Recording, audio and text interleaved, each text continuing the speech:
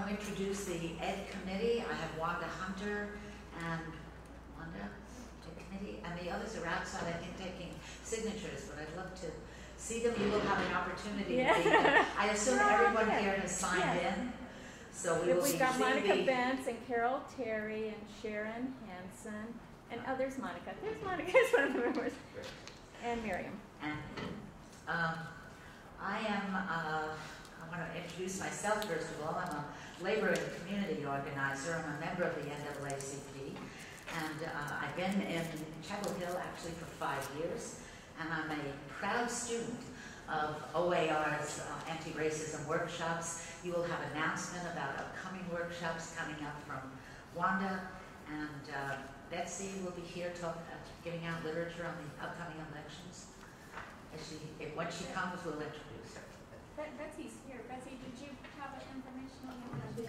Okay, all right, then never mind about that. I just want to identify that not only do we have exciting presenters, and I will give you their extraordinary biographies, and I assure you I won't do them justice because of the time, all of whom have labored in the vineyards for social justice, but there are extraordinary activists and leaders around this room, so we look forward to your comments, your questions, especially your actions, suggestions, and please again sign in. And if there are others, by the way, who aren't able to make it tonight, I give you full permission to sign their names and emails as well, so that we remain connected. Some of the issues that will be addressed tonight, but that our Education Committee addressed, was decreased funding for education at all levels, increased privatization of schools and the growth of for-profit charter schools, a school culture that too often reflects white privilege, a disproportionality in school disciplinary actions, including suspension, expulsion policies and practices, the role of school resource officers, school-to-prison pipeline, disproportionality in representation in gifted AP and honors programs, and a disproportionality in school dropout and push-out. And we're going to do all of that in 1 hour, less than an hour and a half. So that is to make sure you understand that this is only the beginning of a conversation, and we are going to be very clear that out of this we hope that's why your sign-in is so important, to keep you in the loop and to really develop important actions out of this initial conversation. I'm going to introduce first Katy Munger, who is the Director of Traditional and Online Outreach at Media Savvy Progress North Carolina, which is part of the National Progress Now network. Progress NC has adopted public education as its signature issue and has been credited with changing the political and media debate on public schools in North Carolina, and hopefully they will change the state of the General Assembly when they come back into session with your help. She specializes in messaging on progressive issues. Keep that in mind when we get to the Q&A. She was communications director at Democracy North Carolina, an organization that tracks the role of money in politics and fighting the influence of big money over government policy. And on a related note, I have to add that Katy is a writer of not one, but 14 crime novels, some of which, I am guessing, are inspired by the powers she has challenged in our General Assemblies.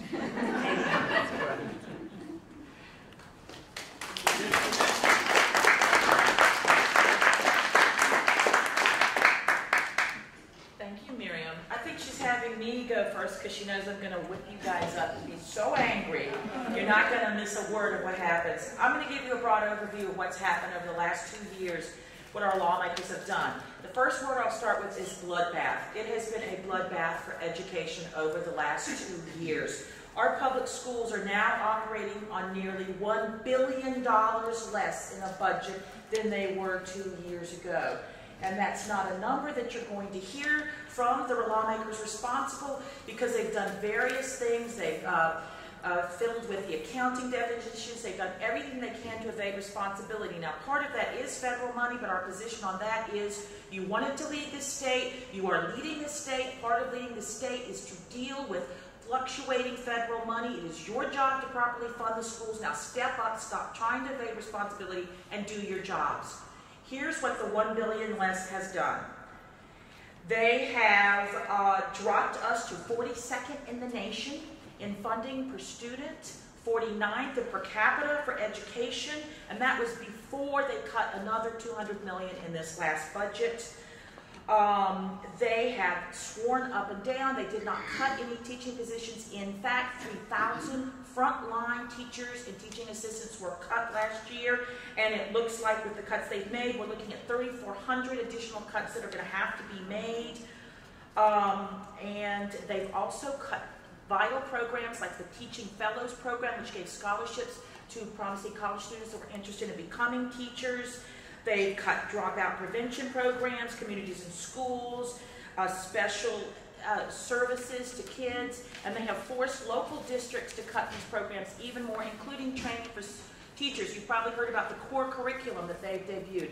Teachers have not been properly trained in the core curriculum, so they are not being, the children are not being properly taught in that. And sometimes the cuts in training have been dangerous. The Wake County school bus debacle, that was in part because the bus drivers only got 1 day of training instead of the 3 they were supposed to get because of money cuts.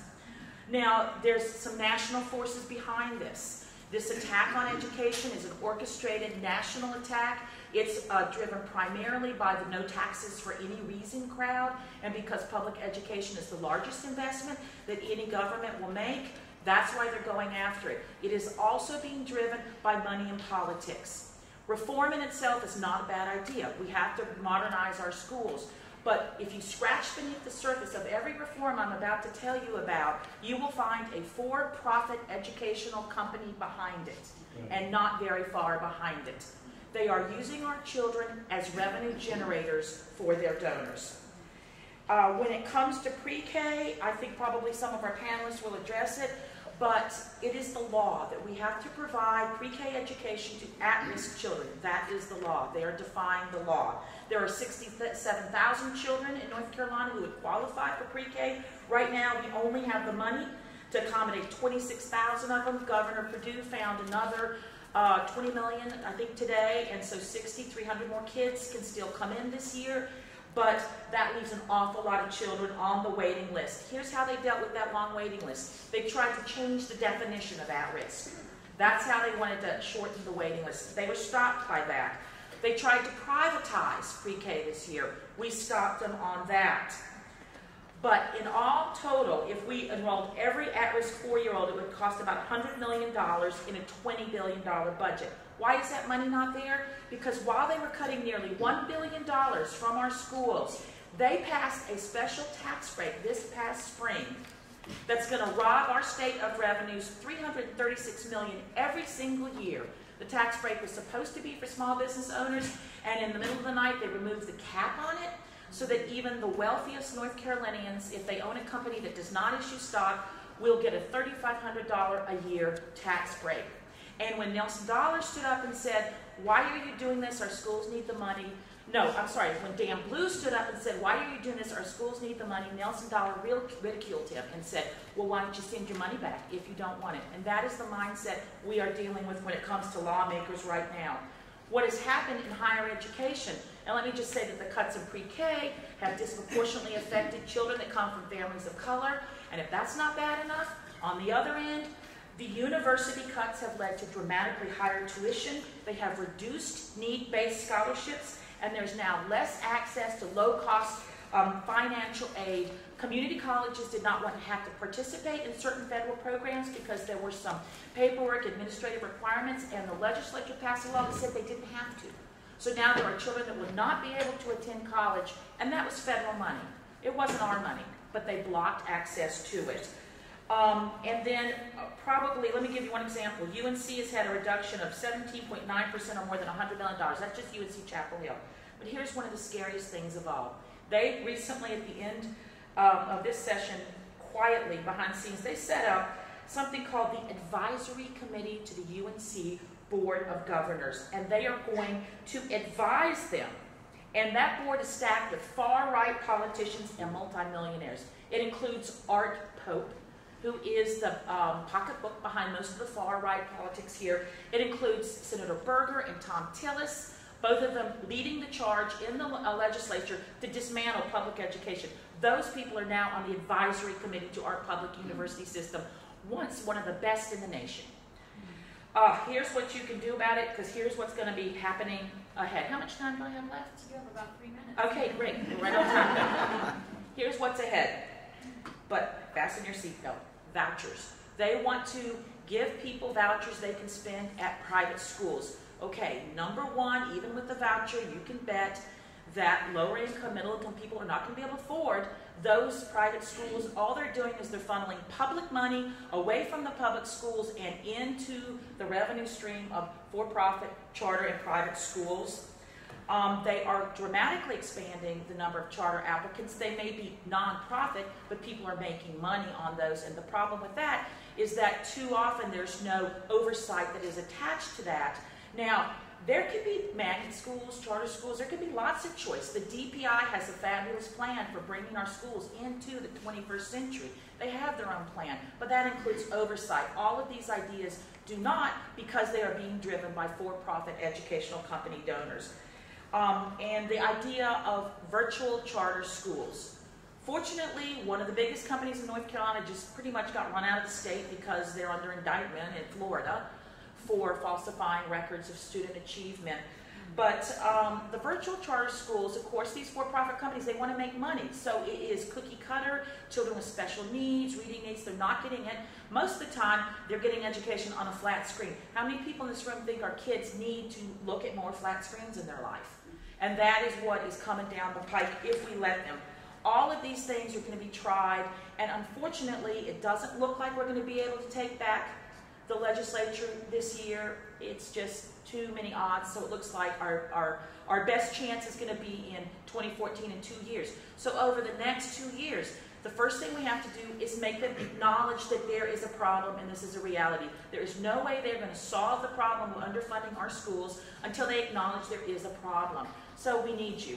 We need you to write letters to the editor. We need you to help us go to committee meetings and track, because one thing they're really good at is taking advantage of parliamentary maneuvers and catching the other side napping, and they will ram through a change of huge magnitude on an unrelated bill if we're not watching. So we have to watch and videotape them all the time, and we have to know when a committee meets and starts to make a change so that we can flood them with advocacy emails and phone calls right when it's happening. That's how we stop the privatization of pre-K, and that's how we stop the changing the definition of at-risk. But we cannot sleep for 2 more years, because this is a priority of them. They have said it outright, and we have spent 60 years building up our public schools, and they can destroy it in 4 years or less if we are not watching. I've got some cards out on that table. You can look there, go to our website, go to our Facebook page, and please sign up for our email list. You can email me, let me know that you're particularly interested in education, and we can use you to just get the word out and make these people own what they have done. They have cut public education to a disgraceful degree in what used to be the good education state. Thank you.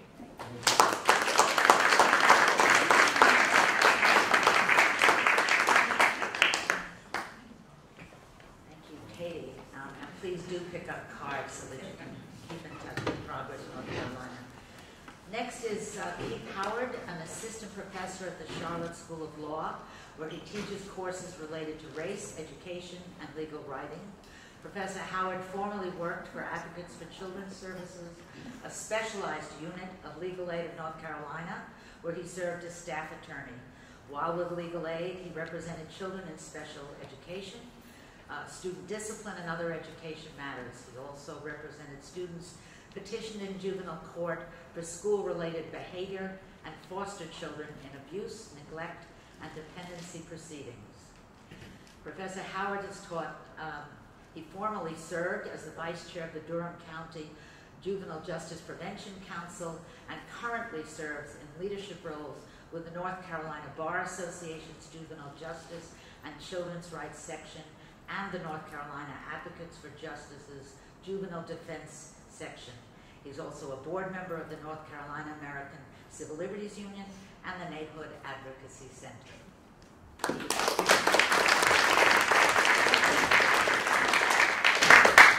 Well, thank you for allowing me to come. I hail from Charlotte, North Carolina, and I'm happy to be here. I used to live in Durham, now I live in Charlotte, but I'm happy to be back home. I went to UNC Chapel Hill School of Law, so this is part of my home. So I'm here to talk a little bit about education now. I don't have much time, but I'm just going to give you a little bit of information. So in 1896, the United States Supreme Court found that separate but equal was constitutional. In 1954, the United States Supreme Court reversed that decision in the Brown v. Board of Education decision, where they found that separate but equal is inherently unequal and unconstitutional. Well, in 2012, we have a new form of separate but equal. We have the school-to-prison pipeline. And the school-to-prison pipeline is a system of laws and policies and practices that pushes students of color primarily out of the school system into the criminal and juvenile justice system and into lower performing alternative schools. This is the new form, this is the new Plessy versus Ferguson. This is the new way that we segregate and separate those that we deem unworthy of education, of public education. We find a way, a means to get these kids out of school, to lead them to a life of crime or into an early death. So, the process, I want to talk briefly about the process. So, young man, do you mind, can you come up?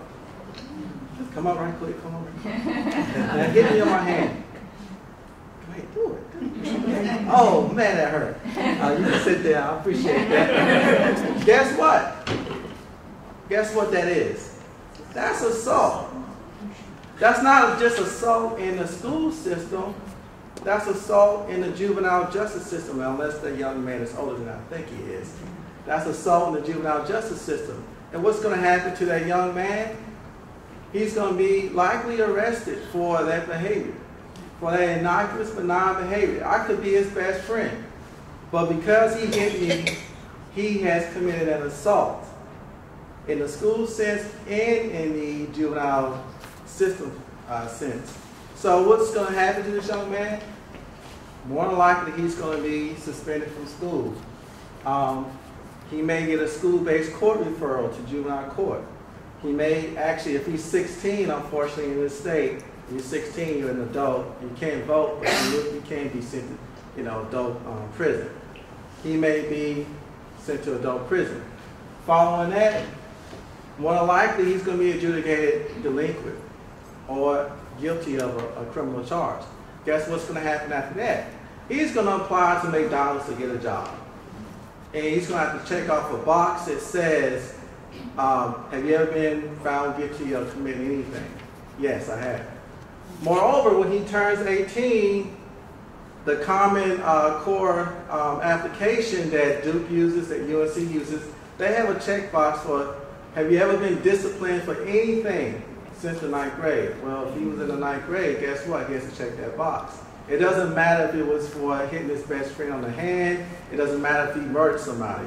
You got to check that box. And in light of all the incidents, Columbine and in Virginia, West Virginia, schools are starting to look at behavior. And we have a problem. We have a serious problem. So what are the causes of the school-to-prison pipeline? Well, we know that some of the causes are underfunding. Teachers are frustrated. They have to teach to the test. So we got to kick out that kid that's going to cause me more problems. We got to get rid of that child that may bring down my scores. Because my scores are associated with money, and I need that money, right? You have over-policing. You have lack of alternatives. You have high-stakes testing. You have lack of training. You have school resource officers. Social factors, poverty, lack of parental support, inadequate health care, homelessness, housing insecurity. And institutional factors, somebody said white privilege. Well, yeah. Institutionalized racism, sexism, ableism, xenophobia, et cetera, et cetera. Now let's talk about the size of the school to prison pipeline. And I have the most recent data, but I'm going to leave these up here.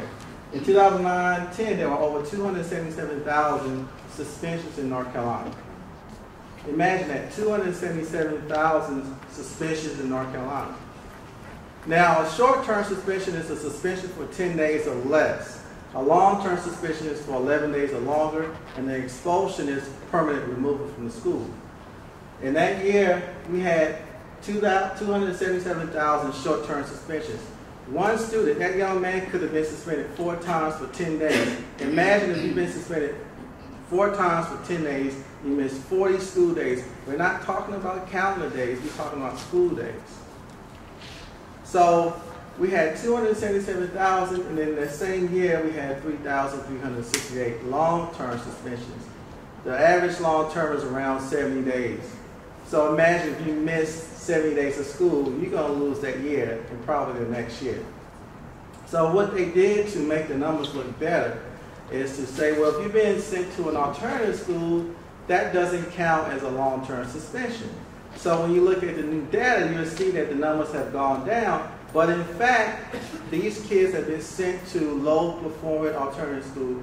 Most of the time, less than 10% of the students are proficient in reading and math.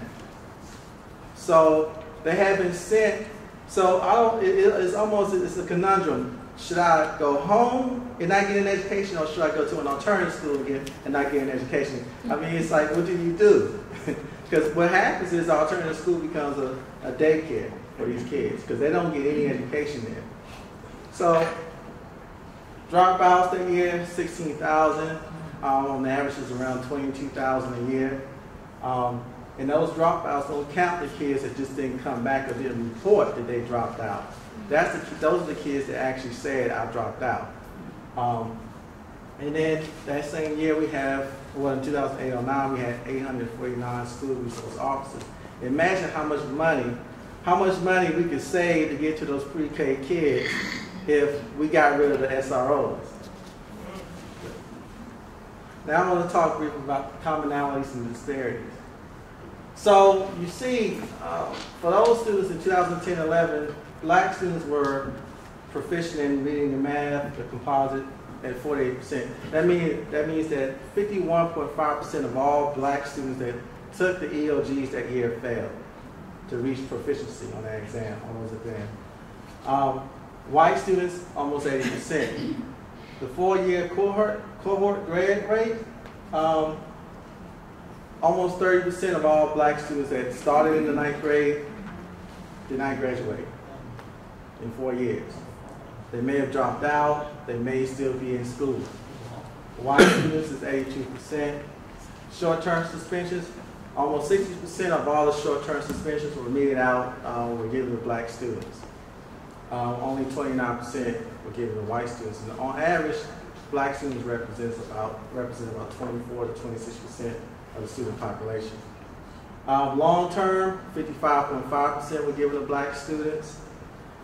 Only 27%. So I could go through, I don't want to go through, I guess I could talk about school-based delinquency complaints. 45% of all of them were given to black students. Again, they represent between 24 to maybe 30% of the student population. So what you can do to affect positive change? Well, first you could advocate for these kids. You could be their voice because they are the invisible. We tend to forget that we're not that far removed from Plessy versus Ferguson. We were a little bit over 100 years from 1896. The vestiges of Plessy are still here. We still have disparities in every social institution that we have. We have disparities in healthcare, education, et cetera, et cetera. So you could get good people to serve on the boards of education that could actually make change. You could vote for the right people. You could go out there and write letters to the editors, the media. There are a lot of things that you can do individually to help effect positive change. Most of all, you could go out and mentor these kids. Thank you for your time.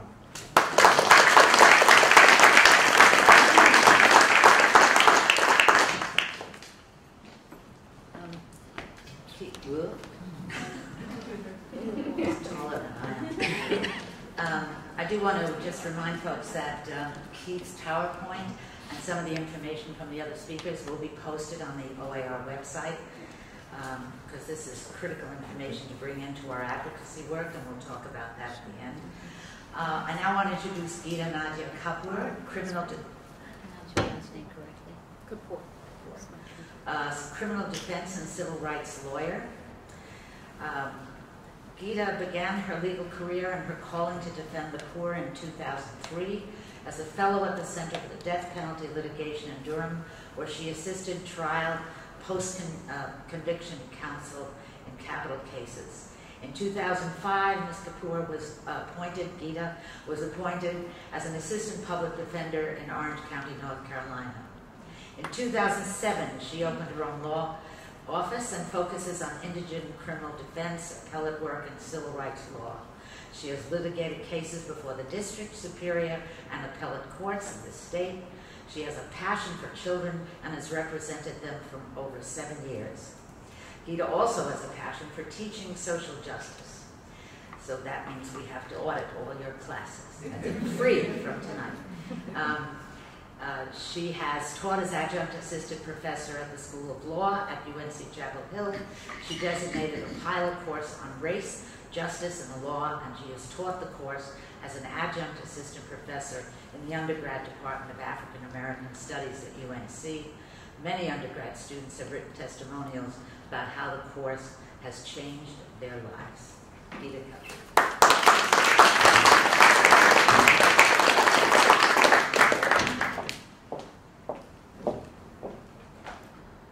Good evening. It's an honor to be here. I'd first like to start by thanking several people who put this panel together. I'd like to thank Wanda Hunter. I'd like to thank the Church of Christ for allowing us to use their space. And I'd also like to thank the Organizing Against Racism Alliance for putting together a panel on an issue that's very near and dear to my heart. Tonight I'm going to give you a brief history into how school resource officers got placed into our schools in North Carolina, and then I'm going to tell you about 4 cases from my work over the past 10 years, and then I'm going to give you some homework. In 1995, the Governor's Crime Commission under Governor Hunt published this report that I happened to dig up at the Davis Library in Carolina. The report is called Preventing School Violence by Helping Communities Help Children. Well, you'd think, reading that title, that this is going to be a manual on social work. However, if you read this closely, you'll see that in it, they exaggerate, sensationalize, and racialize the problem of youth violence in our schools. Now, this report was published pre-Columbine. The report cites that in 1994, there were over 6,000 incidents or criminal acts, I'm not sure whether it's incidents or criminal acts, occurring on school property. And this is what I mean by them sensationalizing crime in our schools. They say there were 2 kidnappings, 4 armed robberies, and 4 rapes over the course of 1 year. So that led them to conclude that we needed to place an armed police officer in every school district in order to help communities help children. It also states in this report that the rate of illegitimacy has grown alarmingly. Many new families, they write, are headed by females who are at or just above the poverty line. And so what they're doing in this report is they are racializing youth violence. The data shows that black children are 4 times more likely to be born in poverty than white children and 4 times more likely to stay poor. So when they're talking about many new families are at or just above the poverty line, they're talking about black children. So again, in order to maintain an atmosphere conducive to learning and teaching, they propose school resource officers to be placed in schools to keep order and make arrests at schools. This is what they say in this report. 5 years later, on April 20th, 1999, Columbine occurred. And then we saw schools all over the nation adopt zero tolerance policies. Keith touched on this. Basically, zero Zero tolerance policies mean that schools are not going to tolerate anything. A minor offense subjects a child to being suspended for a short-term suspension, a long-term suspension, being expelled, and then being sent to juvenile court. And although they say their policies are facially neutral, as Keith's data showed, minority children are the most likely to suffer from the negative consequences of zero tolerance policies. Black youth are 3 times more likely to be sent to juvenile court than white youth. And they're disproportionately present in every stage of the juvenile justice system, from who police arrest to who's sent off to a juvenile prison. Police are not trained educators. They're trained to find crime and arrest. I'm here tonight to tell you they're doing their job very well. So now let me tell you 4 stories about cases that I've worked on. I represented a young African-American boy in Durham who threw a piece of paper at the back of a substitute teacher who was writing on the board. How many of you did that or thought about doing that? So, you know, he's hauled into juvenile court and charged with assault. And, you know, I found myself literally laughing during the trial because this substitute teacher, this white substitute teacher, got on the stand and talked about how frightened he was by this paper being thrown at his back. I mean, it was literally a piece of paper thrown at his back. Anyway, the judge found that child guilty, unfortunately, and placed him on probation for 6 months. I'm going to tell you what the danger is of placing children on probation in a moment. Recently in Orange County, I represented a child who got into an argument with a classmate over candy. The child that I represented was African American. The classmate was white. The teacher decided to call the school resource officer in to escort my client out of the classroom. The white child was never punished. My client was escorted to the office. On the way to the office, he called his mother, and his mother told him, "I don't know why the school is handling the problem this way. You need to get on the city bus and come home." She didn't have a car to come and get her son. His father was serving is serving a sentence in the federal prison for selling drugs. He's probably met his father, I think he told me once or twice. So he gets these different directions. He's told by the school resource officer to go to the principal's office. His mother tells him to leave. So he follows what his mother tells him to do. He proceeds to leave. The officer goes out, follows him, brings him back. And then we see on the camera that he and the officer are talking.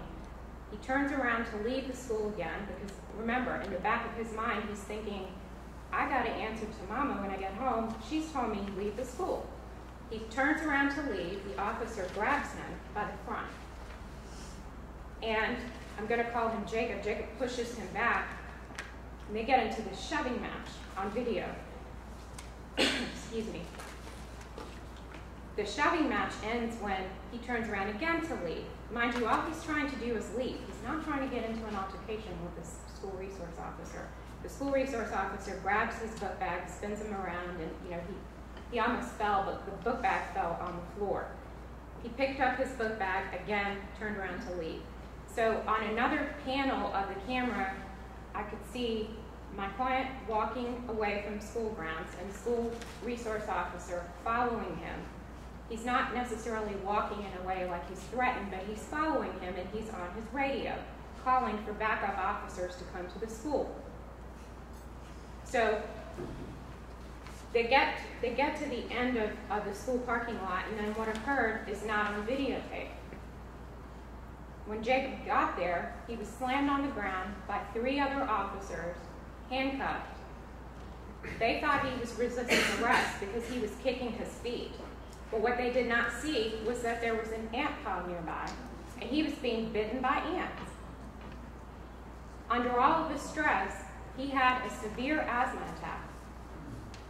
So they handcuff his feet. He's handcuffed, and he's on the floor. He's just been slammed on the ground. He's having an asthma attack. They panic, and they call EMS. EMS comes. EMS takes a while to stabilize him. They finally stabilize him. He's arrested again, charged with assault on a government official for pushing the officer back after he pushed him, resisting arrest, and disorderly conduct. He's taken to a juvenile jail where he's strip searched. He's already endured enormous stress, and he stayed there for a night. The next day, luckily, he was released to his mother.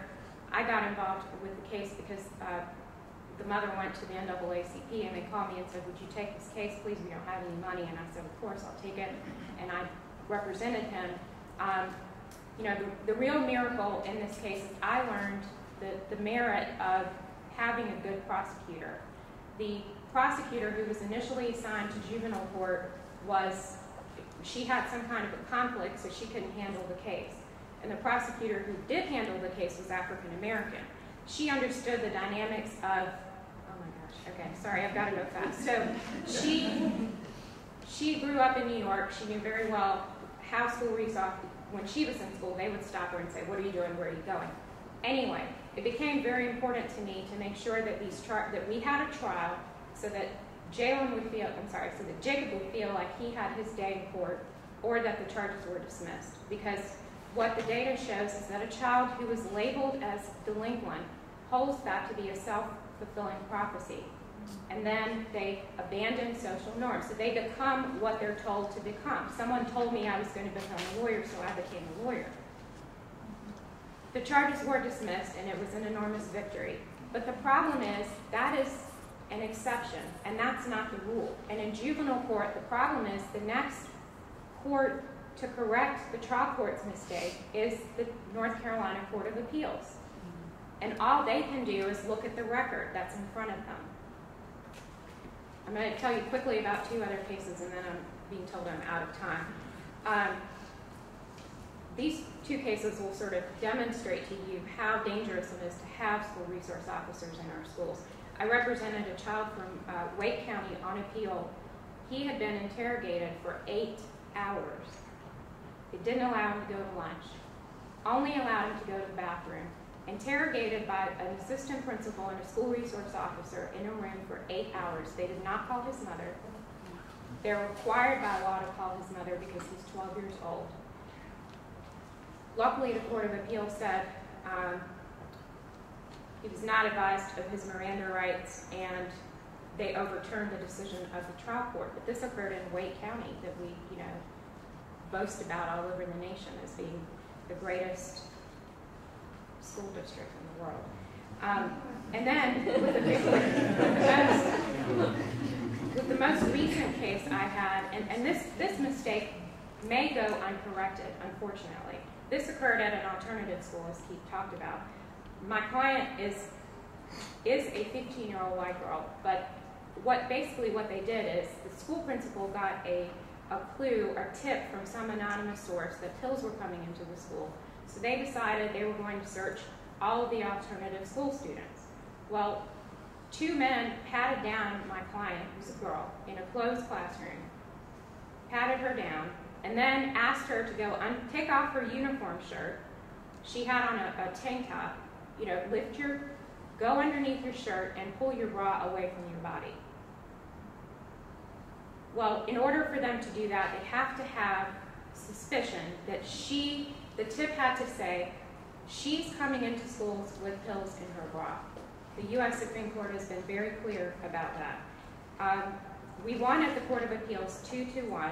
I'm sorry, I'm going to finish. We won at the Court of Appeals 2-1, and the Attorney General's office couldn't handle our huge victory for all alternative school students. The Court of Appeals said this was, humiliating, degrading, and it was embarrassing, basically, that the girls had to be subjected to this. Well, the Attorney General's office appealed it to the North Carolina Supreme Court, and the case came up before them in February, and 2 weeks ago, they sent down an order basically saying that none of us really understand it. I mean, legal scholars who are smarter than me don't understand what they've done, but essentially they've said, they're not making a decision on the case. They've sent it back to the trial court. So the problem is sometimes these mistakes will not get corrected. So your homework, very quickly, is 1, make sure that you vote for Sam Ervin, who's up for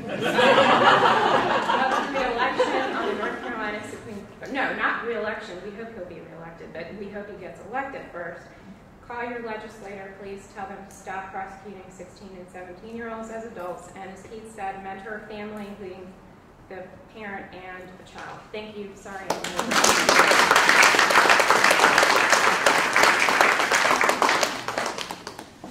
I'll tell you that the first case, Gita, there was an education associate right in the building who has worked with this young person. And instead of calling her to address the altercation, they called the school resource officer. Our last speaker is Mark Dorosin, the managing attorney at the UNC Center for Civil Rights. In that role, he oversees and coordinates the center's litigation and advocacy agenda. The center's core program areas are educational advancement and fair opportunities and community inclusion. Its work in these areas focuses on the most prominent impacts of racial exclusion, including inadequate or substandard housing, lack of basic infrastructure and beneficial economic development, targeting of environmental hazards or socially disfavored land uses. Mark, by the way, has worked closely with our Rogers Road community, suffered 4 decades of the dump in Orange County, targeting restrictions on civic engagement and political participation, and discriminatory school district boundaries and school citing attendance zones and student assignment decisions. Mark, together with Elizabeth Haddocks and UNC School of Law, together with the Office of University Counsel, filed an amicus brief on behalf of the University of North Carolina in Chapel Hill in the Fisher versus University of Texas, Boston. I'm sure many of you have been reading about the case, now pending before the U.S. Supreme Court, that seeks to overturn the court's well-established precedents that diversity in higher education is a compelling government interest. Mark is also a major attorney. He'll talk about in the Leandro decision, challenging discriminatory education in the North Carolina schools, and he will be our new Orange County Commissioner. While this is a talk about education, and education is a critical issue, I think we all need to understand that we can't talk about these issues in a vacuum, and I'm happy to see that this is 1/4 of a series of discussions that the coalition has put together. What we know is that young people kept apart from opportunity are usually children who live in poverty and who experience isolation by race and class. And in general, many of the neighborhoods that these children live in and the schools that they go to are mirrors of each other. But blaming schools, especially poorly funded, racially isolated schools, is a myopic view of what our agenda should be. We have to make every good school a good school. There's no question about that. But that's not easily done, nor is it enough. We have to understand that in their neighborhoods, children spend 5 times as much time in their neighborhoods as they do in their schools.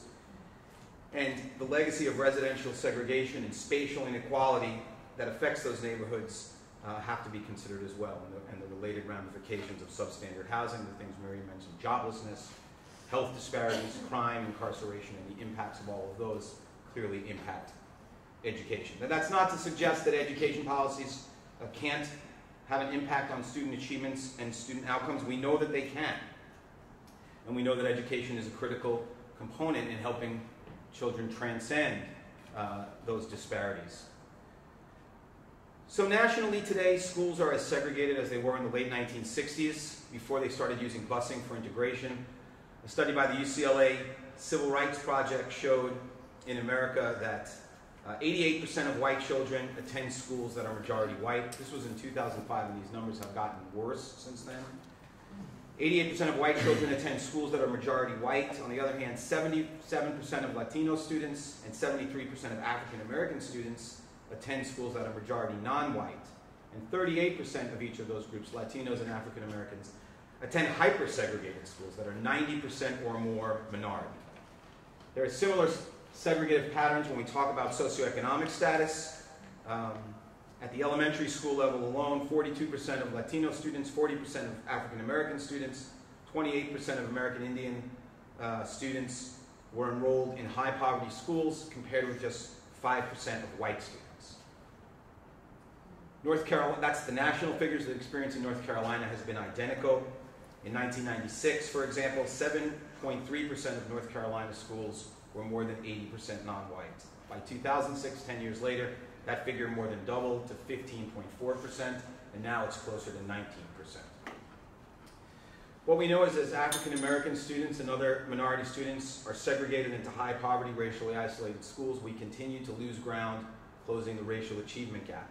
And that's despite costly efforts that have been made since the beginning of the 2000s. The relationship between racial segregation, poverty concentration, and reduced student performance in North Carolina is clear. In the Leandro case, which has been going on now for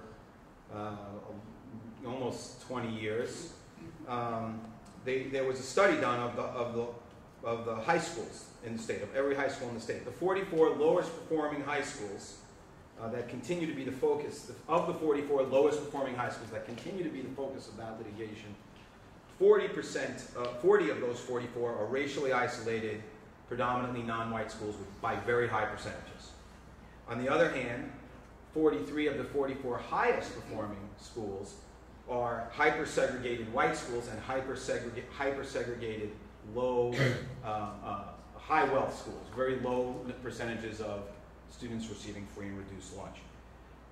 What's most troubling, perhaps, is of these 83 racially imbalanced schools that I just mentioned, the 43 at the top and the 40 at the bottom, 35 of those are segregated schools in racially diverse school districts.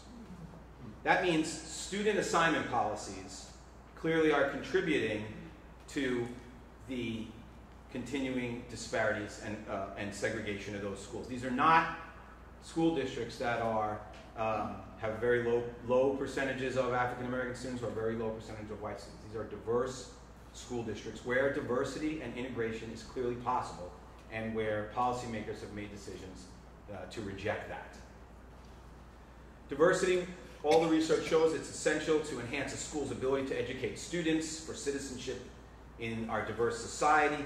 It's critical for being able to compete for good teachers, to win parent and public support, to generate a climate of respect and tolerance for people of different races and cultures. What we know is school resegregation doesn't happen in isolation either. As schools resegregate, educational opportunities and academic outcomes become increasingly unequal, prompting parents who are able to get out of those schools to do so, or prompting parents who have students in high-performing, predominantly white schools to fight to keep them in those schools, to fight against diversity, out of the fear that their children will be sent to a low-achieving school in a potentially troubled neighborhood. So what we get is a two-tiered system of public schools, winner schools and loser schools. And what that does is it erodes support for public schools overall, which I would argue is exactly what many of the opponents of diversity want. When challenged, and the Center for Civil Rights challenges them all the time, school boards over policies that intentionally segregate or resegregate schools, the typical response is, well, it's demographics. You know, the black folk live over here and the white folk live over here, and they self-segregate. What's really disturbing is that there is tremendous evidence on the educational value for all students of eliminating high poverty, racially isolated schools.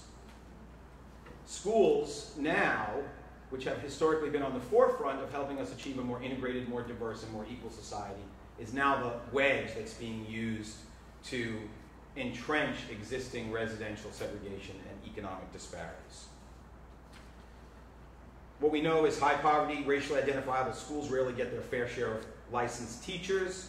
They rarely enjoy the same curricular benefits as other districts. They rarely enjoy strong PTAs. They have high turnover in teachers and administrators. And what we see is that that contributes to the staggering achievement gaps that are present. Now, these conclusions have often been twisted by people to say, well, you're saying that, you know, you're the racist. You're saying minority students can only learn if they sit next to white students. And that is just a disingenuous distortion of the research, none of which suggests that low-performing students, low-income, or minority students can't achieve proficiency. What it does show, however, and what we know, is that racially isolated, high-poverty schools don't get the resources that they need to serve their students. And that's a challenge politically, and it's a challenge practically. Now, Can't this problem be solved with more money? That's been the solution that was proposed in Wake County when we said this plan you're putting into place is going to resegregate the schools. The answer from the opponents of diversity was, well, we'll put more money in those schools. That's what we'll do. Won't that solve the problem? Well, no. What more money can do is it can start to mitigate the effects. It can provide some supplemental services, and what is often touted is they can reduce class size. What more money can't do, however, is reflect that students learn from peers. And that can't be bought. Students are resources to each other the same way computers are, the same way good quality textbooks are in science labs. What we also know is the best teachers prefer to be in high-performing, better funded schools.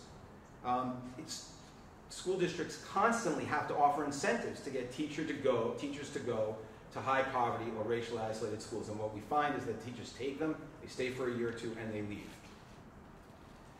What we also know is the political reality. If what you're telling people is that we're going to resegregate these schools, but what we're going to do is we're going to put more money into those schools, what you're asking people to accept is you're going to take money from the most politically powerful group, upper middle class white parents, and give it to the people with the least political power. Decisions of how funding gets spent in the school board is a political decision, and that responds to political pressures. So if the school board won't even resist the opportunity to integrate, how are we going to expect them to seriously take funds or direct funds to under-resourced neighborhoods? I lost one. I was going to say something else about that, but that is in fact what doesn't happen. A few words about charter schools, very quickly. I just have a few minutes left. You know, one of the great victories that the civil rights movement won is it opened up the public space. John Powell, who's an author and lawyer and advocate, talks about opening up the public space. So for years, people of color and other excluded groups were kept out of the public space, and that was the fight over civil rights. White majority trying to maintain its control of the public space. They lost that struggle. The public space was open. And now what we see is, and it's reflected in charter schools and in these voucher programs that we're talking about, is an attempt by that same anti-diversity, anti-integration group to pull out of the public space. And they're doing that now. In the 60s, there was some of that with segregation academies, private schools that opened up that whites who could afford it could pull out of the public school. What we're seeing now is the same attempt at creating segregation academies, but now they're attempting to be created with public money. And so what we know about charter schools, for example, is that they are more segregated than the public schools from which they draw students. What we know is that the charter schools themselves, even though they say they're open to everybody and they have a lottery system, they can choose, what we know is that not everybody's in the pool for those lotteries. If the school doesn't offer transportation, if it doesn't offer free and reduced lunch, which most charter schools do not, if it has priorities for siblings, it has a built-in limitation on who is going to be considered for going. Many charter schools don't provide, although they're supposed to, many are unable to because of cost to provide services for students with disabilities. The United States Justice Department is investigating charter schools all across the country for actually counseling out parents with disabilities, saying, well, we'd love to have your son or daughter, but really we don't have a speech therapist on staff, and getting people to stay in public schools. The other thing we know about charters, and it goes back to what both Keith and Gita mentioned, is people can get kicked out of charters, right? They can send you back to the public schools. KIPP charter, which is highlighted as one of the great high-performing charters, has tremendous attrition. 40% of the African-American males in KIPPs that start in KIPP charters end up going back to public school. And so I think it's a tremendous concern that we need to have in that this is now public money being used for these essentially privatizing schools. The other thing about charters is not only are they themselves segregated, but they can have a tremendously segregative effect on the public schools in which they draw. That's the issue here in Chapel Hill and Carrboro with the Lee Charter School that is opening, which doesn't say it's targeting African American students, but it talks about the racial achievement gap, and if as projected that school draws a large number, it's projected to hold up to 750 students from both Chapel Hill and Carrboro and Orange County schools. Those schools are going to become even more hyper-segregated white, and that's an impact that we have to consider. So on the what to do next, which is just, that shows Miriam's good organizer skill, give them what to do. So there's 4 things, and I wish I had come up with this, but a friend of mine who's an organizer in Mississippi came up with this, and it's rhymed, so it's easy to remember. We have to investigate. Find out the local facts and the data about what's happening in our schools here and what's happening in schools. The DPI website, Department of Public Instruction, is a tremendous resource. The U.S. Department of Education website is a tremendous resource. So investigate the local facts and the data. Arm yourself with the knowledge. Number 2, educate. Educate the community. Everybody who's here needs to go out and educate others about what's happening. And educate them specifically about the relationship between socioeconomic segregation, racial segregation, and student achievement, because all the research is there. Number 3 is advocate. Engage school board members. Get involved in school board meetings and in school board elections. In Wake County in 2009, the anti-diversity majority took over that school board in an election that had an 11% turnout. Incredibly low turnout. That was the strategy on the right. Start with the down ballot races. There's not much turnout. You don't need that many votes to win. You've got to advocate, engage the school board, get involved, vote, run, all of that. And the last, number 4, is agitate. We need to get out and march and be vocal and be angry. When incidents like Gita was describing are happening in school, we need to be out there in front of that school, at that school board, demanding to know what happened. She didn't mention the case that went to the United States Supreme Court. It came right out of Phillips Middle School about a student who was illegally detained and searched. And the United States Supreme Court ruled in favor of that student. That came right here out of Chapel Hill Carver School. So investigate, educate, advocate, and agitate. And I'll leave you with this one uplifting quote. It's a little bit long, but it is uplifting, and we ought to have one. So here's the quote. And then there's a little shocking denouement afterwards. So this is the quote. Quote, at schools where all kinds of children mingle together, we have the great world in miniature. There they may learn human nature in all its phases, with all its emotions, passions, and feelings, its loves and hates, its hopes and fears, its impulses and sensibilities. There they may learn the secret springs of human actions and the attractions and repulsions which lend with irresistible force to particular lines of conduct. But on the other hand, persons by isolation may become strangers even in their own country. And by being strangers will be of but little benefit either to themselves or to society. As a rule, people cannot afford to be ignorant of the society which surrounds them, and as all kinds of people must live together in the same society, it would seem to be better that all should be taught in the same schools. That's from a Kansas Supreme Court decision in 1881. Wow. Thank you.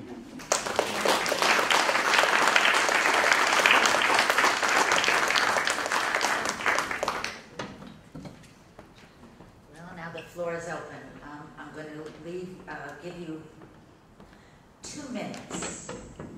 2 minutes to ask questions, make comments, make suggestions, given some of the incredible advocacy tools and suggestions our panelists provided. The public defender. My name is James Williams. I'm public defender for Orange and Chatham counties, and Mark is a neighbor and a comrade in arms. This issue, schools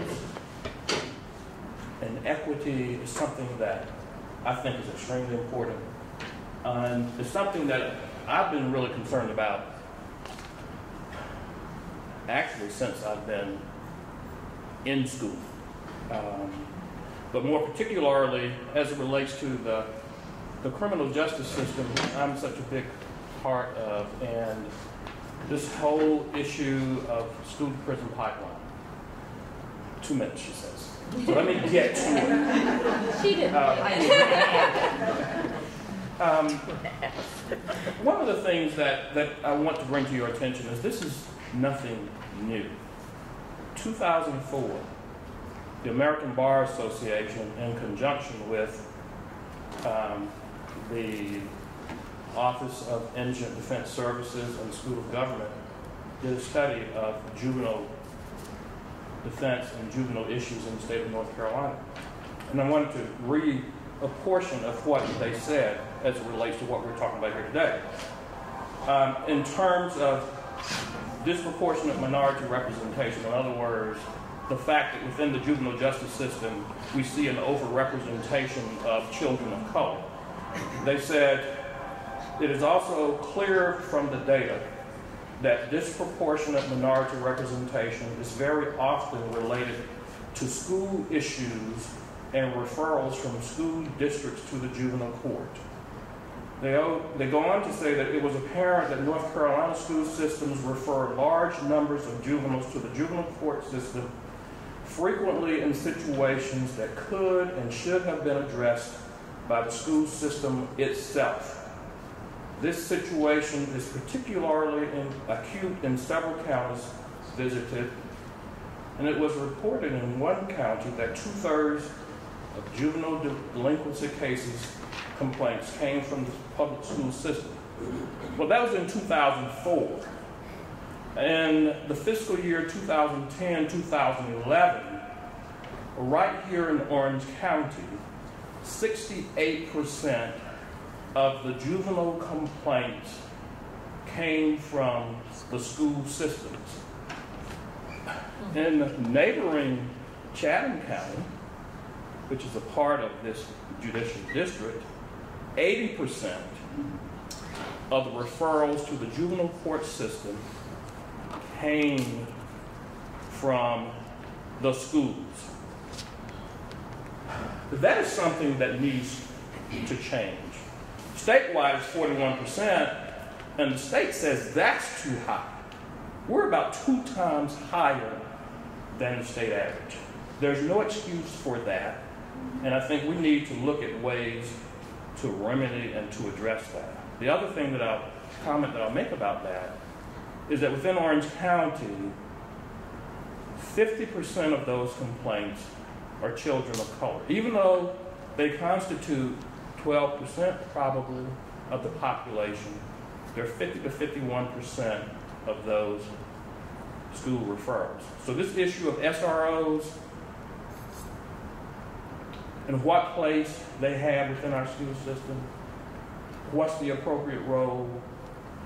And Mark mentioned JDD, which is a case that went to the U.S. Supreme Court.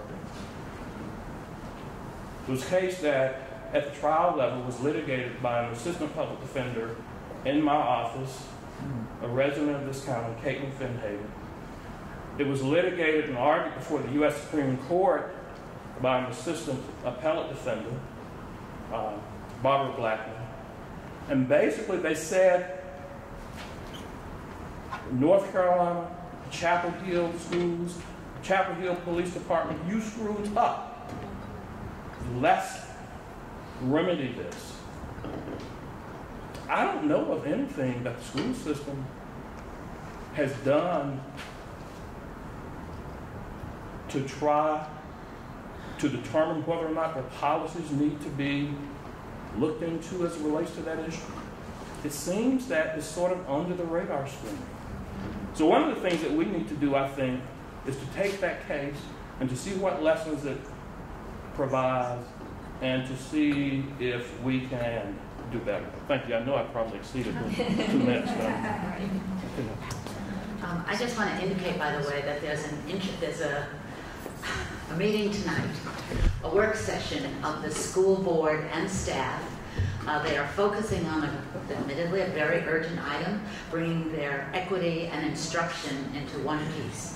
Unfortunately, it's timed at the same time this forum. I think it would have been helpful to have the school board members and staff participate. However, as the superintendent said when we sort of admonished them about why they did equity and the issue of equity on the very night we're having a major forum, the glass half full, we are going to be invited. So that means your sign-ups are critical. Everyone has talked about really staying together, and I think I'm going to use Mark's point because every one of you did the same thing. Investigate, educate, particularly advocate and agitate. So we have an open forum with the board. They have committed themselves and staff to bring these conversations to our school district. Yes? I had a question. My name is Debbie Strong, and I'm a resident of Debbie Sherman, I'm a resident of Chapel Hill. And just like you, I'm concerned about education. We wouldn't be here tonight if we weren't. But I'm a faculty member at Chapel Hill, and I'm really concerned about the takeover in terms of the money in the state around, I guess you could say, this dismantling public education. We're suffering from some of the same issues that are going on in K-12. Our minority men are not graduating at the same rate as our majority young men. In particular, over the past 5 years, African American males at Carolina are graduating at about 48%. So we are in a crisis mode on campus around that. But my question is, speaking of that strategic committee that's been set up by the Board of Governors, we've got some work groups going together, students, faculty, and staff to address that. But I want to know, is there anything across the state where we can come together around this takeover, this machine that has taken over our state? They are very, very good with a consistent message. They're very good in making sure they're in the right places, whether it's through the political side, the financial side. What can we do as a state to match that or get ready for 2014? We have to come together. God, is there any legal remedy to stop them from taking action? Like they don't have the authority until we can figure out a way to get rid of them? I'm not aware. I mean, let's just cut to the chase. I'm sure we could figure out something, but I think there's a student coalition, the student power group that is working. That student power coalition has representatives, I think, from every UNC campus for the first time, which is very exciting. I think they're very engaged. I think I think having faculty and staff engaged that same way is going to be critical. I do think that it is important to broaden the focus from Chapel Hill, and I think that's one of the advantages that our opponents have, is the divide and conquer, and sort of to keep us isolated, and so and in doing so to really isolate Chapel Hill, where a lot of the energy is going. So I think that is a critical issue. I think this committee, the pending change in leadership at UNC, are opportunities for us to continue to press these issues. I mean, part of the challenge is how we define the debate, and if we're not talking about these issues, if we let the debate be defined more narrowly, then there's no opportunity to win. And so, at the Center for Civil Rights, where I work, we don't always win. We often don't. It's hard to do civil rights, but one of the victories is always making the other side own what they're doing, and that is a tool that helps build the organizing, and that's really critical. I just want to add one thing to something James said about that JDB case, because it's even more nefarious than he made it sound like. And in that case, that student was questioned not because of something that happened in the school. The Chapel Hill Police Department was actually investigating a crime that took place in a neighborhood. They went to question this student at his house. His guardian, I'm not sure if it was his grandmother. His grandmother said, "I'm not going to let you talk to him."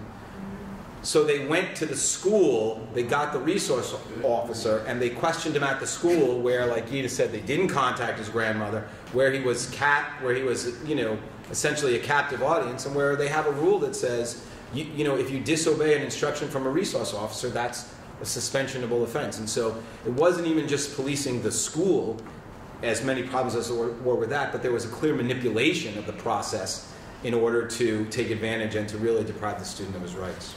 Well, let me say one more thing. That child was a special needs child too. That's right. And African American. Well, yeah, and African American, but we forget the fact that this is a special needs child that receives special education, and he's being interrogated without receiving his parental rights. So, By a police officer.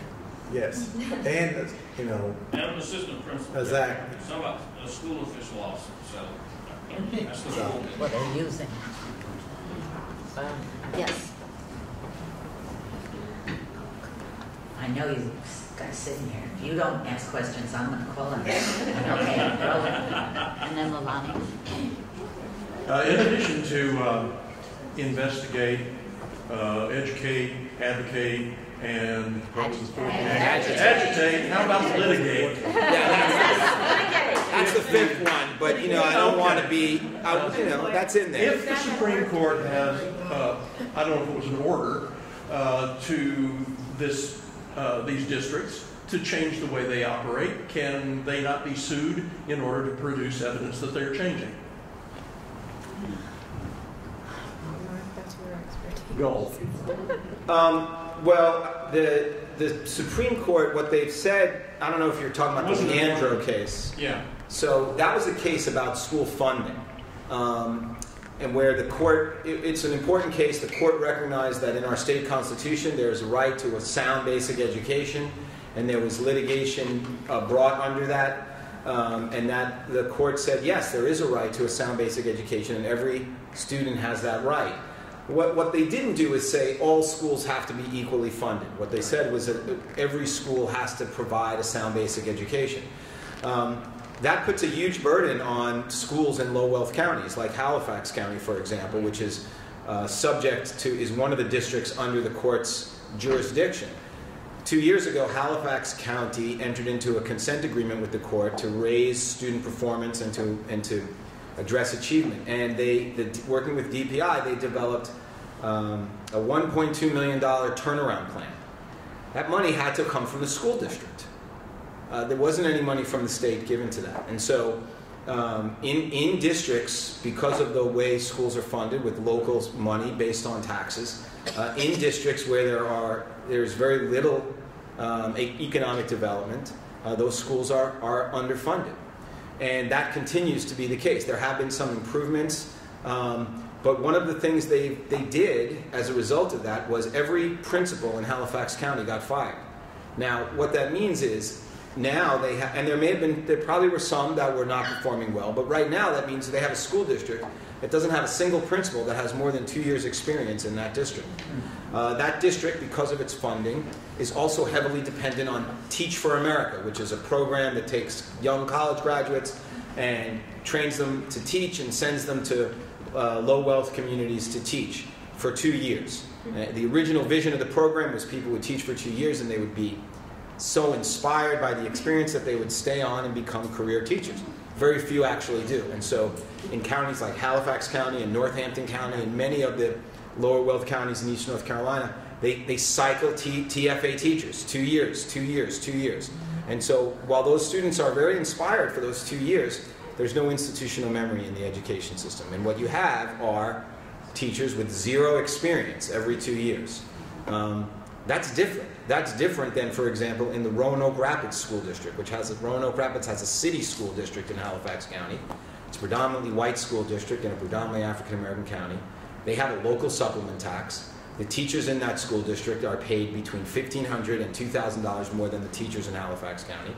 And those are career teachers. There are teachers in those classrooms that are teaching for years. They're not dependent on TFA. So we're continuing to fight that, Leandro. I think there will be more litigation under it, but it is the rock sitting at the top of the hill. We have to push it down. I just want to comment, Leilani, before you that I love lawyers, but I'm going to deputize all of you. What we were discussing earlier is we need lay advocates. We need them to train us to be the face for kids in the schools, to legislate, to lobby, to do, the media. That's what we need, a movement. And then the lawyers can be our assistants. But litigation never works. I grew up with people's lawyers. Lawyers alone will not work without us. So I just want you to think movement. Leilani? Can you hear me from back here? Okay. My question is more, Gita Kapoor, if you could answer for me. Well, I know that a lot of what we're dealing with the SROs is funding. The money does not come from our district, is what I'm told. And so who has control? So say if you have a superintendent that does not want the SROs in his district, how do you opt out? Is it mandated by the state that the school district has to have SROs? I don't know the answer. Is the mic on? That's a school district money. Well, say it again? That's school district money. It's not from the state. And it's not mandated by the state that every district has to have an SRO? It is not. well, part of the problem is we receive, this thing's not working. Part of the problem is that... You gotta hold it closer. Okay, part of the problem is that the state receives federal money for SROs as well. So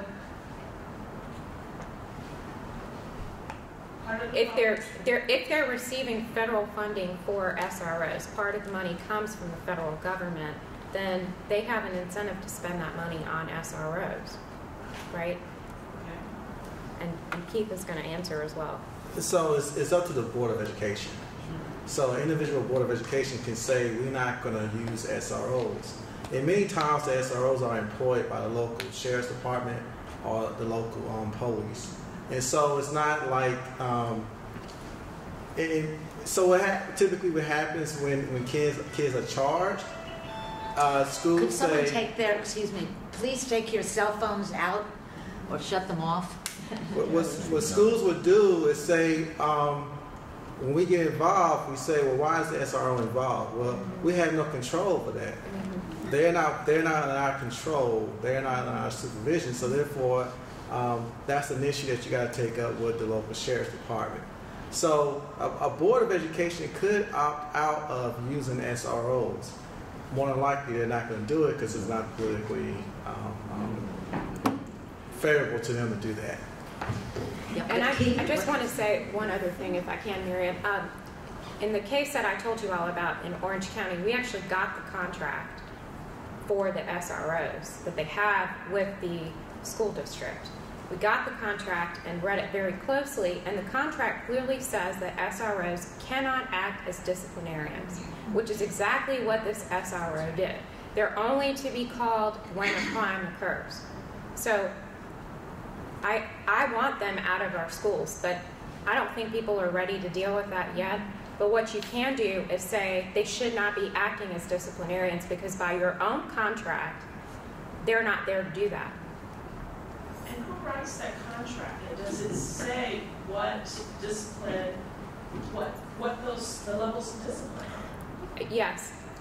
Who negotiated the contract? I don't know who negotiated the contract for Chapel Hill, but I'm assuming it's the town lawyer. School board and the police department, whether it's the city or the sheriff. Yeah. I should indicate, by the way, Keith, that it's in the case that Gita mentioned, it was the school authorities, which is where we need to put our emphasis, that called in the SRO. So you got to attack the school boards. I mean, they have the power. And the district staff. They have all the power for those individual districts. So. And we elected on the school district. I was just going to make an observation that I think is obvious, but that we haven't explicitly said. Just a little background. I was born in 1951, so I was 3 when the Board of Education was decided. And yet, I made it all the way through the 12th grade in a hyper-segregated public schools in Greensboro. I graduated in 1969. There was never more than 1 or 2 black kids in any school I ever attended. I saw lots of bad behavior in my hyper-segregated high school and junior high school. I saw some epic fights. I don't think I've ever seen as great a fights as I have seen as the schoolyard. And yet, I never heard of anyone, of the police, ever getting involved in any of those cases. All of this concern about violence and thinking that it needs to be criminalized is completely tied in with so-called integration of the schools. Until there were black kids there with white kids, these things were all handled. This is completely, in my view, completely another bad result of the way we have tried to desegregate schools, is that people panicked or whatever it is. And so now we feel like all of these things have to be treated as crimes. I mean, they could have had an SRO at my high school every day and hauled somebody off, but nobody thought that was appropriate when it was all mostly middle-class white kids. But something changed about the way we thought about children once it was not just white children. And that hasn't been said explicitly, but it's very clear to me that that's true. Thank you. Would you introduce yourself, and then the sister behind you. Could you introduce yourself? Sure. So I'm Nancy Cox, and I'm a member of the school board in Durham. So I'm on your side here. So nice. Thanks for coming. Katie knows that And she's a mom. I'm a mom with children in the schools, one who graduated K-12, and I just want to remind people of the demographics of Durham, because I'm listening to the things you're saying, and it doesn't always apply. And I know you have in your 10 minutes have to paint with very broad brushstrokes, but we're 58% African American, 22% Hispanic, and 20% white. So, hi, didn't see you there. Natalie is also a school board member. And the reason I share that is because we do have hypersensitive, hyper-segregated schools, but we don't have enough diversity within our public school district anymore where we can achieve the diversity that we all would really like to see. What we've done to address that is to put in place a school choice plan. So we have numerous magnet schools from elementary all the way up through high school. And that helps. So for example, one of our most popular schools, Durham School of the Arts, is about a third. And you know, that's something to celebrate. One of our larger traditional neighborhood high schools is also about a third. You know, my daughter goes there. I'll tell a good story. I had a panel of the DPS graduates, and we asked them, what is the one thing, what a positive thing from having attended Durham Public Schools? And I really did have tears in my eyes when this one young lady, who I do know but had not talked to her about how she was going to answer this, said, the fact that I went to a diverse school. Because my first year in college, I had friends who, this is Richmond, Virginia Commonwealth University, who had gone to hyper-segregated white schools, private schools, came to VCU, which is a very diverse school community, and were literally freaked out. And she, on the other hand, acclimated beautifully. All right, this question with the SROs. I need to educate myself a little bit. I do, one challenge I have with getting rid of the SROs is it's not political expediency that we have SROs. And maybe, unless what I say, you're gonna hear it that way. If we get rid of our SROs, we will lose middle-class families. If we get rid of SROs, our middle-class families will bolt. They already have left our school system for perceived issues around school safety. As a middle school teacher, the National Middle School Association does its annual poll with MetLife, I believe it is. I might be getting my polls mixed up. The #1 concern above academics is my child's safety. So I feel like I'm in a pickle. I'm happy to work with you. I can see you're shocked. You don't like what I'm saying, but I want to work with you. And then I also will say, to understand this better, but I also will say that Natalie and I stood in the parking lot and talked with an SRO officer who said she's the only person that several of her girls can turn to talk to at the school. She's the only person that they feel safe to talk to. So this is a real perplexing issue, I think, and I'm looking forward to hearing what you have to say or learning more. Gita. Yes, Nancy Cox. Ms. Cox, thank you for your comments. I guess, you know, this is the American dilemma that has been going on for centuries. You know, we cannot evolve this society being worried about middle-class white folks. I'm sorry. If this society is going to be true to the promises that are in that Constitution, we have a moral obligation to African American children who are poor. And that is where the school board's focus in Durham should be. Hillside High School in Durham.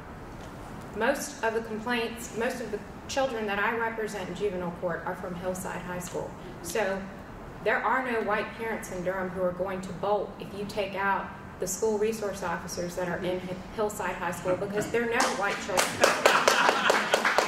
So I can feel your tension, and let me just say, I agree with you. I hear what you're saying, and your comment is dead on. We're in agreement.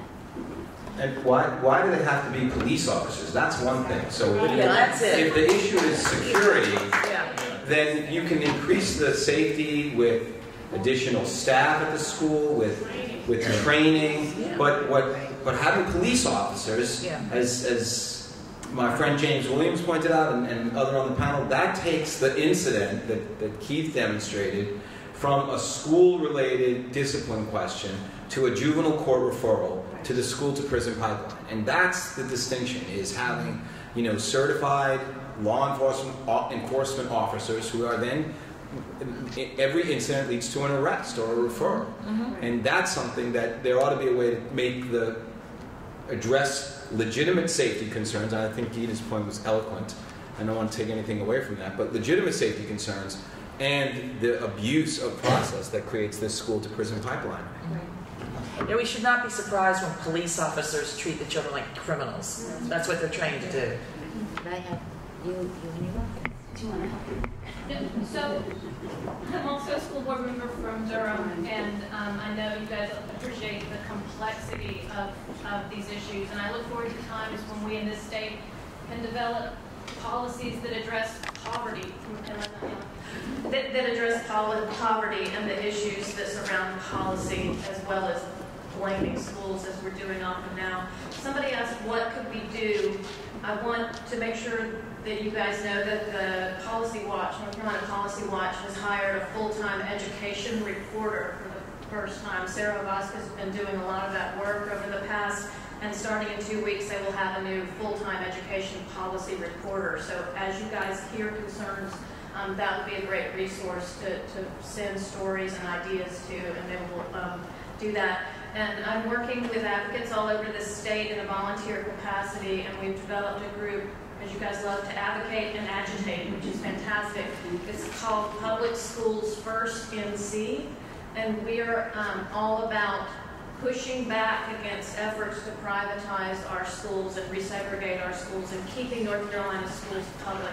So if you get a chance when you go home, go to our fledgling website, Public Schools First NC, and just click Join Us. It's a lot of the folks from Asheville, from Charlotte, from grade schools in Wake are some of our best buddies down in Wilmington, and we're growing all the time, and we'd appreciate your support. Thank you. Great. I have a sister up here, and then behind her, and then Keith.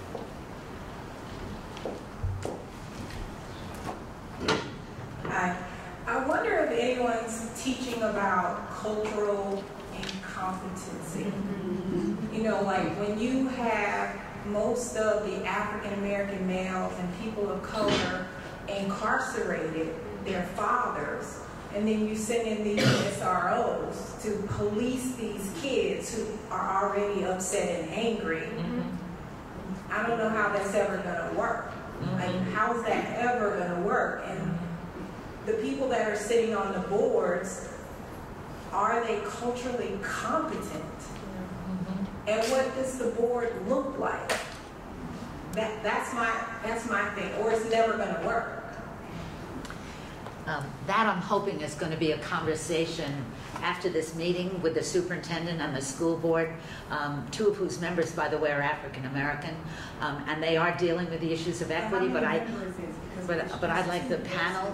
But I'd like the panel if they want to address that. Yeah, go ahead, please.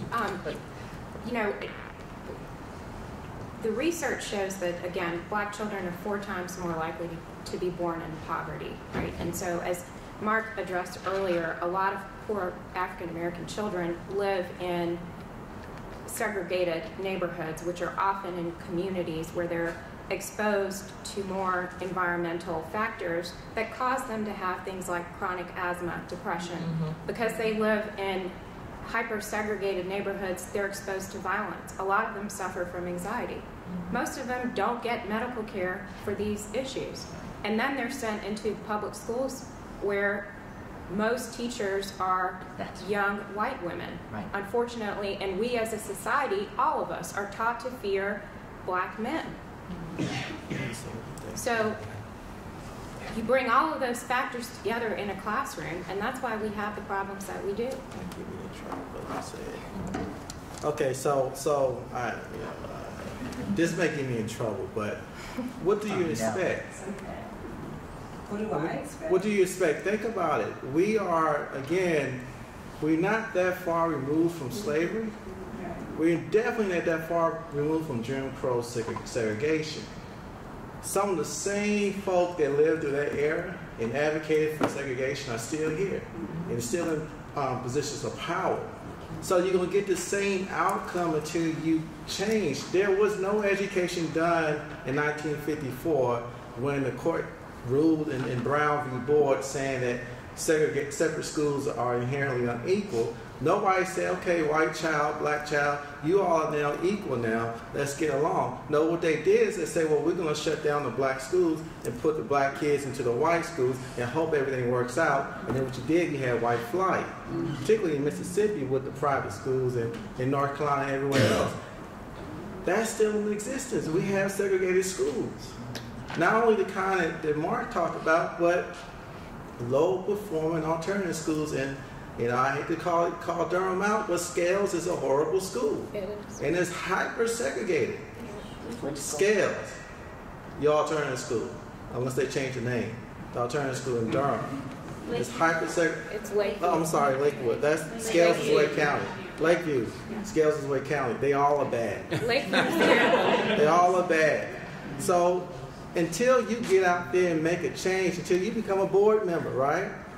Until you advocate and get your folk in your community. I can't be one board member. I can't be one person out of, segregation, or when you say a board of 20 people and you say it's diverse. I mean, people say all the time, my kids go to a diverse school. One kid does not make it diverse.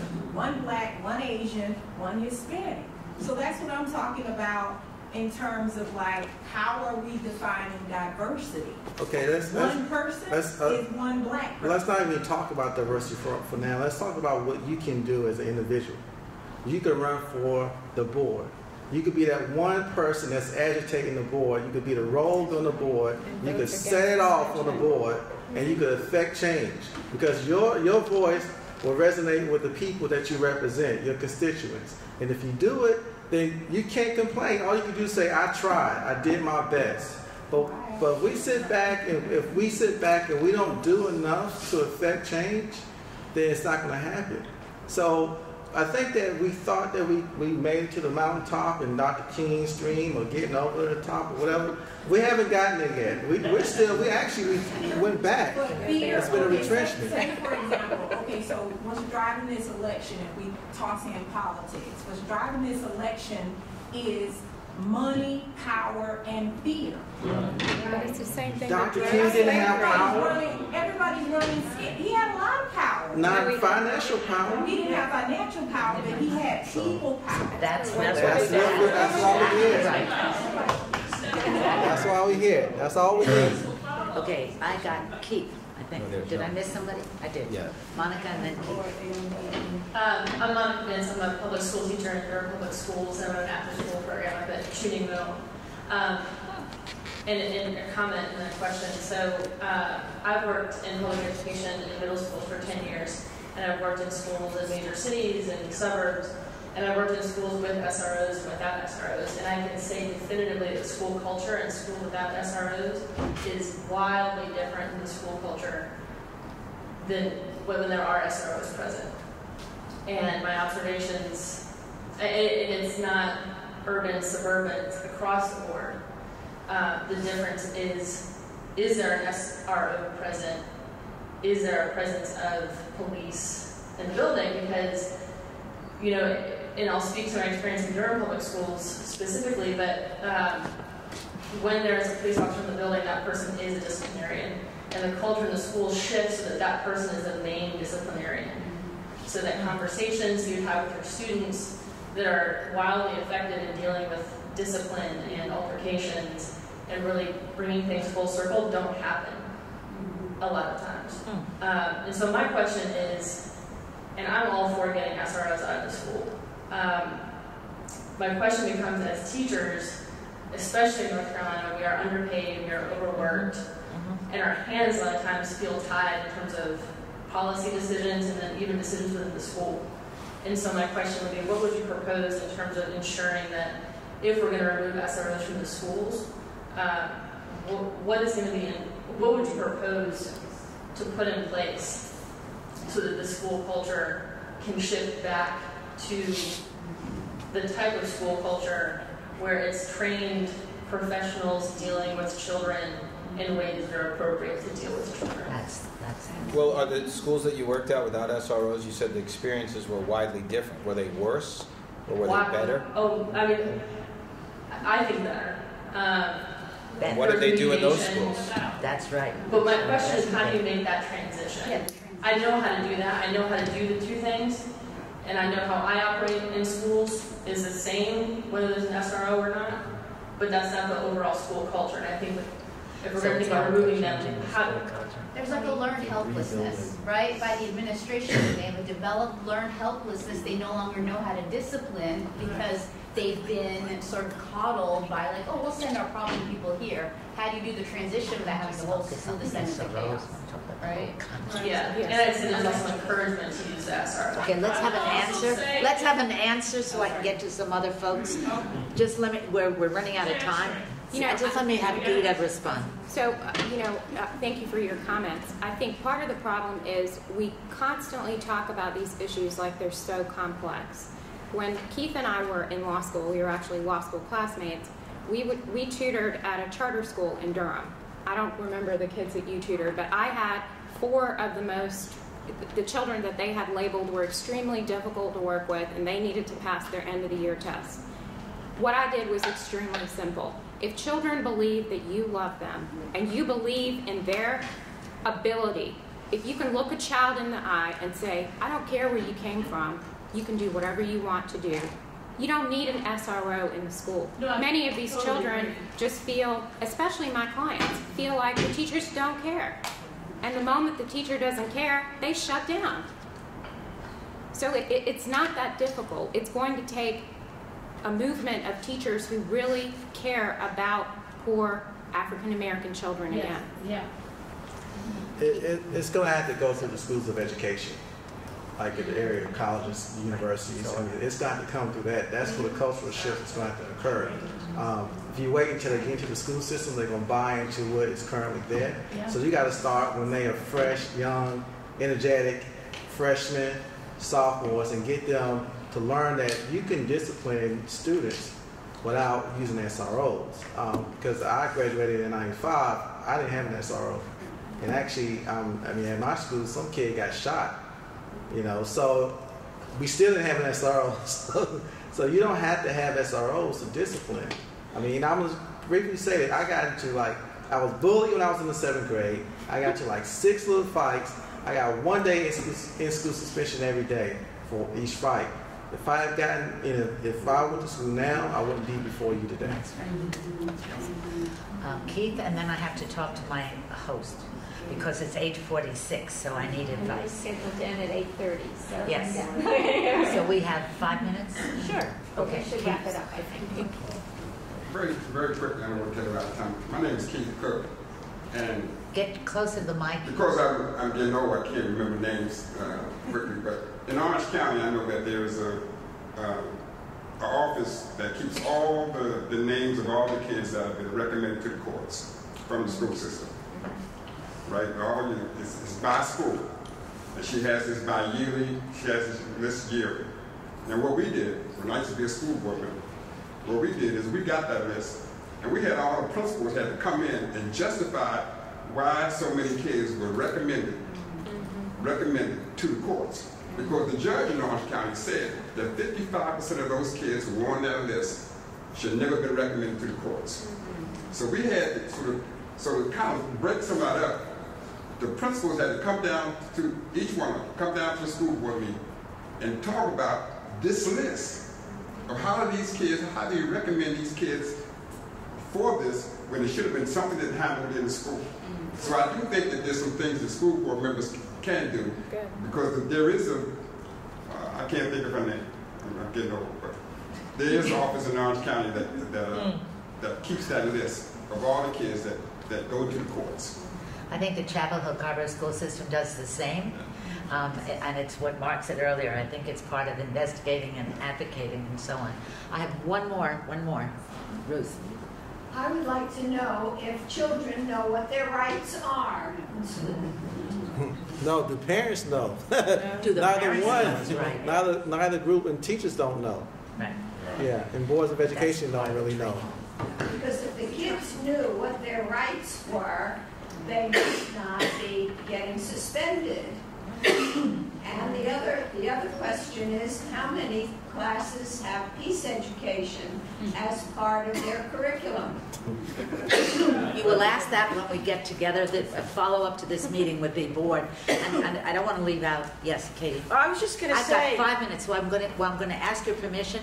I'm going to ask the panel if you like to just give 1 minute summaries and responses, and so. Well, I'll take my 1 minute now. Then I just want to say that the issue of making sure that parents and children know their rights. That's a simple thing we can do because it's only going to get worse. Teachers that have not enough money in 2 big classes, and children with special needs and no assistant to help them, the first thing they're going to do is throw the kid out the door and have somebody else deal with them because they don't have the time and they're coping with too many other children. So we need to do that, and we need to do that quick because I'm afraid this problem is going to get worse before it gets better because of money issues. Money and the cultural stuff you were mentioning. Okay, yes, want to make a... This is going to be poetic. We're going to make a statement in 1 minute. Well, I really want everyone in this room to remember, it doesn't matter what your faith is, and I'm happy that we're in a church tonight, but in the Judeo-Christian faith, we're required to defend orphans and the oppressed. This is not a legal, this is not a political issue, this is a moral issue. Whatever your faith is, we have an obligation because of the words that are in our Constitution that we go all over the world touting about how we have the greatest democracy. We need to be true to what is written on paper.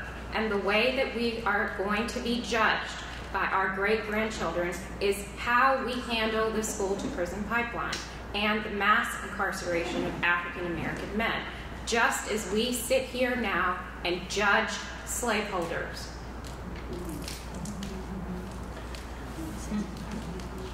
Well, I would say make it simple. Go out and vote.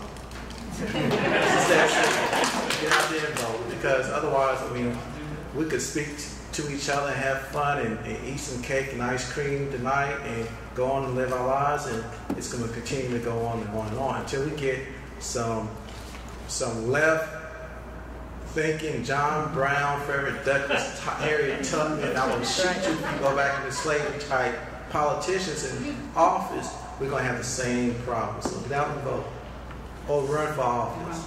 And on the table out here, there are the sheets that will tell you where to early vote if you haven't done so. Thank you. Thank you. We were looking for you.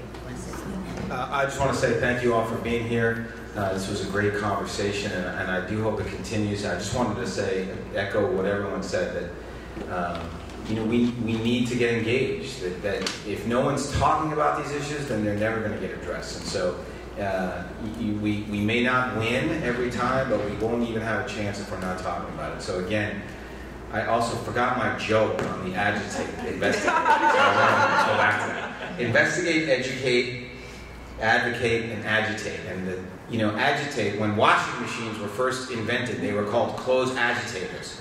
The way you get the stain out, the tougher the stain, the more you got to agitate. And the stain of racism and discrimination in our schools is a very tough stain, and it's going to take a lot of agitating. A collective work. By the way, you should know that you are all walking out of here deputized. There are meetings, the Organizing Against Racism Alliance. There are groups talking here about developing a whole advocacy project and taking some of the great insights and support that we have at this table. So thank you very much for coming.